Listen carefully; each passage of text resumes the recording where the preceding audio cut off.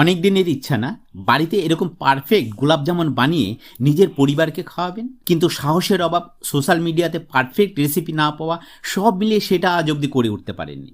আজকের এই ভিডিও আপনার সব সমস্যার সমাধান করবে, নিজেই দোকানের থেকে পারফেক্ট আর সুস্বাদু গোলাপ জামুন বানাতে পারে। চলুন শুরু করি।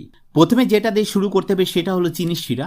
4 কাপ চিনির সঙ্গে 3 কাপ জল নিয়ে কন্টিনিউ নেড়ে চিনিটা গলিয়ে ওর মধ্যে 1 চিমটি স্যাফরন, 4টে এলাচ, 1 চামচ গোলাপ জল দিয়ে 2 মিনিট ফুটিয়ে নিন। এক্ষেত্রে শিরাটা চিপচিপ হলেই হবে, 1 তার বা 2 তার কোনো কিছুরই দরকার নেই। এবার শিরাটা একটা পাত্রে ঢেলে রেখে দিন। এবার মেন পার্ট, 70 গ্রাম পনির আর 250 গ্রাম হারিয়ালি মাওয়া নিয়ে মাওয়াটাকে হাতে তালু দিয়ে যতটা স্মুথ করে মাখা যায় মেখে নিয়ে এরকম একটা ডো বানান। এবার পনিরটাকে একটা গ্রেটারের সাহায্যে গ্রেট করে পনিরটাকে স্মুথ করে মেখে ওর মধ্যে 3 চামচ ময়দা, 1 চিমটি এলাচের গুঁড়ো আর 1/4 চামচ বেকিং পাউডার দিয়ে ভালো করে আবার হাতের তালু দিয়ে মসৃণ করে এরকম একটা ডো বানিয়ে 10 মিনিটের জন্য একটা ভেজা কাপড় দিয়ে ঢেকে রেখে দিন। 10 মিনিট বাদে একটু মথে নিয়ে আপনার পছন্দের সাইজের লেচি কেটে নিন। এবার এক একটা লেচি নিয়ে 2 হাতে তালুর মধ্যে রেখে প্রেসার দিয়ে এরকম গোল গোল ছোট লেবুর মতো বল বানিয়ে মিডিয়াম ফ্লেমে তেল গরম করে একটা চামচ দিয়ে তেল নাড়তে থাকুন আর এক হাত দিয়ে বলগুলো তেলে ছাড়ুন। খেয়াল রাখুন যাতে নিচে লেগে না যায়, সেক্ষেত্রে এক সাইড পুড়ে যাওয়ার সম্ভাবনা থাকবে। মিডিয়াম লো ফ্লেমে কন্টিনিউ নাড়তে থাকুন যতক্ষণ না এরকম হালকা ব্রাউন কালার আসে। এবার যে শিরাটা বানিয়েছিলেন সেটার টেম্পারেচার চেক করুন,